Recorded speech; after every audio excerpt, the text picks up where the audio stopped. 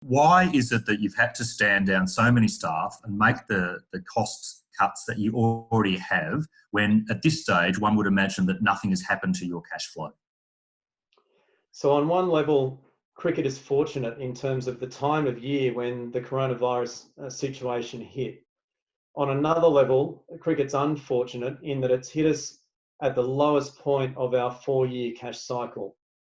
So in a pre-coronavirus world, we were already projecting that our cash and investments would reduce to about $40 million at the start of September this year, and that they would bounce back very quickly by the start of the India Test Series to about $100 million, which is approximately the level of cash and investments that we had in the end of March, just gone. So the unfortunate reality of that is that we're anticipating we're estimating that we've taken a $20 million impact thus far. And we have to anticipate, given the unknown nature and fast-moving nature of this situation, that there'll be more risks than that $20 million.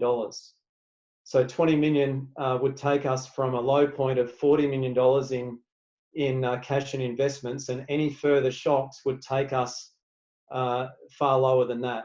And then if you contemplate the prospect of the international season in particular being affected, we have an issue of hundreds of millions of dollars on our hands. So it's very important that we plan proactively for that. We do everything possible to stage the season and to navigate our way through this as we go. We certainly hope the situation doesn't go that deep, and we'll be doing everything we can to prevent it. But if it goes there and we haven't taken preemptive action beforehand, we have nothing to fight it with. Kevin, just off the back of yesterday's report around the possibility of 5 tests being played against India, is that currently in the works, and how confident are you that that could eventuate? It's such a moving feast, this whole situation, isn't it? So there's no certainty about that for the coming season. What I can say is that the relationship between the BCCI and Cricket Australia is really strong. And we've discussed a shared desire to evolve to 5 test series between Australia and India in the future, just like both of our nations play 5 test series against England. So it's something that we're both committed to in principle in the future. The big question is, program cycling 2023. Now, we don't know what realistic prospect there is of that next season, but certainly with a changing landscape, an ever-changing one that's moving every single day, we won't rule out the possibility of that until we get closer to the time, even though all of the planning has been done based on a 4 test series thus far. Kevin, you mentioned the players. Their pay is obviously tied to revenue and the ups and downs, and they're willing to share in the downs. But is it going to get to a position where you're going to have to ask them to take an additional cut beyond their share of revenue? And how do you expect that'll be received? Look, at this point in time, we're working with the ACA and communicating with the players, and all parties have rightly acknowledged that it's important that we work through that privately. But we respect the player payment model that is in place now, and we intend to continue respecting that. Just as the ACA and the players do. And everyone acknowledges that in the interim, we also need some creative solutions, whatever that means. It doesn't mean disrespecting the current model at all. It just means that we need creative solutions like every other organisation in society to manage through this situation respectfully towards all parties involved. Kevin, how big a haircut are you asking the states to take? Have any of them agreed, and what's the process to get them to agreement? I'm hearing reports that initially you started at about 45 and have worked down from there, 45%. We're all across Australian cricket acknowledging the possibility that the reductions might need to go to that level, but that's preemptive planning. And over the last couple of weeks, since acknowledging that the higher risk scenario of the international season being significantly affected, we've been able to work through some detail and determine that we don't need to go to that level immediately. What we need is a plan to take 25% of Cricket Australia's operating expenses out next financial year, with a further plan to go deeper if need be, and something very similar with the states and territories, so that we take the appropriate action up front, and then we have a plan B, if you like, to go deeper as required. Quite similar to what we've seen in some other codes, and it naturally follows the thinking and the work around player payments, that naturally you'd have a smaller reduction in player payments if the season goes ahead without crowds, and a larger reduction in player payments if the season in part or in full were not to go ahead. So we're working through that. It's a difficult challenge for everyone in cricket, just as this is a difficult challenge for everyone in society. But we've got to commend the states and territories for walking along this path with us, and finding ways in unprecedented territory to come to sensible compromises and resolutions as to how we chart a path forward together. Look, there's plenty of cricket lovers out there who mightn't have a deep technical understanding of books and balance sheets in relation to this. What do these developments mean for them, for fans, or say, would club, park and community cricket teams, for example, be entitled to brace for significant impact as a result of what we now know about CA's financial state of affairs? There's no doubt that this situation hits all sports, and more broadly, all communities, all organisations across society in Australia and beyond. There's no doubt that aspects of community sport are likely to change into the future. One of the things that we're acknowledging will be the increasing importance of digital platforms, just like the one we're using now for this virtual press conference.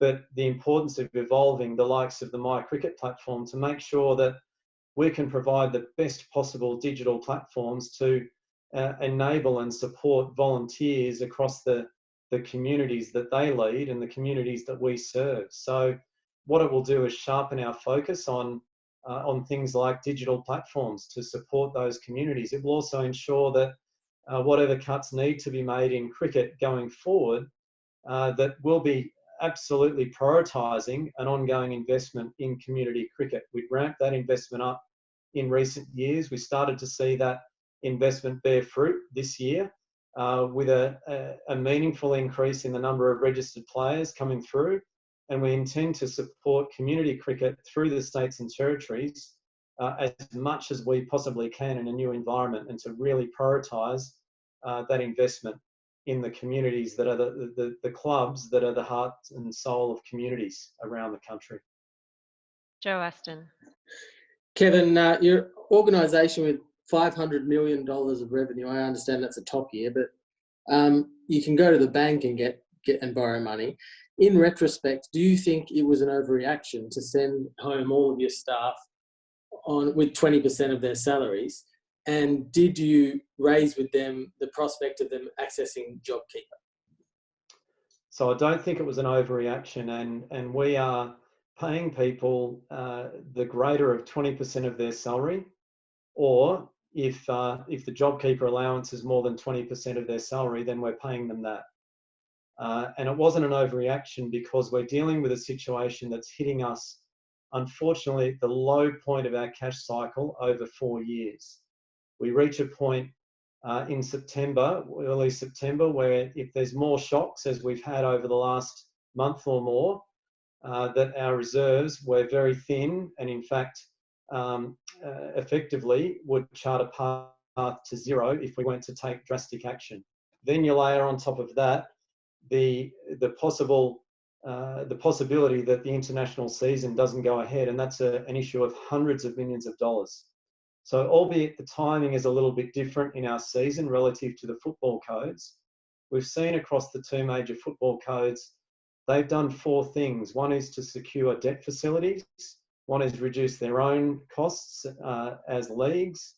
The next is to reduce their funding of clubs. And the next is to negotiate sensible resetting of player payments for the season. And so it's no surprise that we see that blueprint rolling out across all sports, and that we're pursuing that as well. And if we weren't doing that, we would be managing this situation by looking in the revision mirror. And that's not what we're charged to do. We're charged to manage the situation that we're presented with, and that we foresee in the future, which is why we're looking forward and taking those actions as we're required to. One more from Dan Brettig. Kevin, just to follow on about your staff, was there any other way that I suppose the wage bill could have been cut, in terms of, obviously an 80% cut means very different things to different people, given what their total wage might be in terms of paying their rent or whatever it is.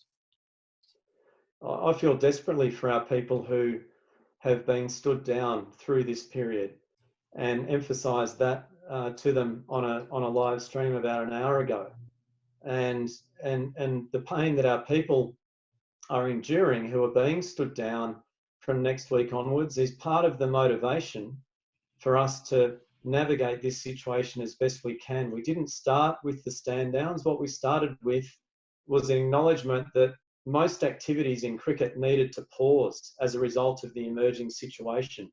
And when you pause those activities, you have a lot of people who were previously working on those activities who aren't required to work on them anymore. And so that's an unfortunate reality of the situation. It's one of the many levers that we've pulled.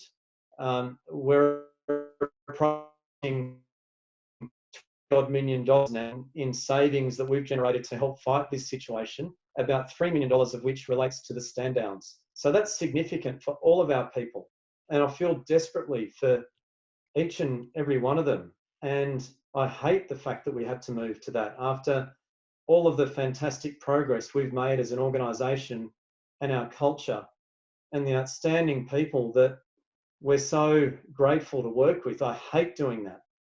But it's necessary, as about $3 million of around $20 million that we've stripped out of our costs already, and a whole lot more that we're going to need to look at in the future. Unfortunately, it was an unavoidable piece of the puzzle. Understand, obviously, from what you've said, the India Test Series will generate the most revenue this summer, but second to that probably would be the Big Bash and the money that gets generated from that. Is there any talk at the moment of that being pushed back to allow international travel so you can have your stars like AB de Villiers present, or is that sort of a last case resort of you want to keep the Big Bash in the window that it currently is? A bit of both. It's really important we have the overseas stars playing in the Big Bash to support the local stars. And at the same time, we're looking, if we can, to maintain the window for the Big Bash. But like everything in this unusual world we're living in right now, we're learning to embrace different considerations that we mightn't have looked at before. So prior to coronavirus hitting, we were working on some exciting innovations in the BBL with help from experts outside cricket, including Dave Barham, who was one of the masterminds behind the growth of the BBL back in his days at Network 10. And so some really exciting ideas, many of which don't cost much or anything to implement. And our focus is on innovation in the BBL next season so that we can really inspire kids, men, women, all cricket fans. And if that means that we need to play with the timing of the tournament, then they're things that in this new world we'll absolutely contemplate.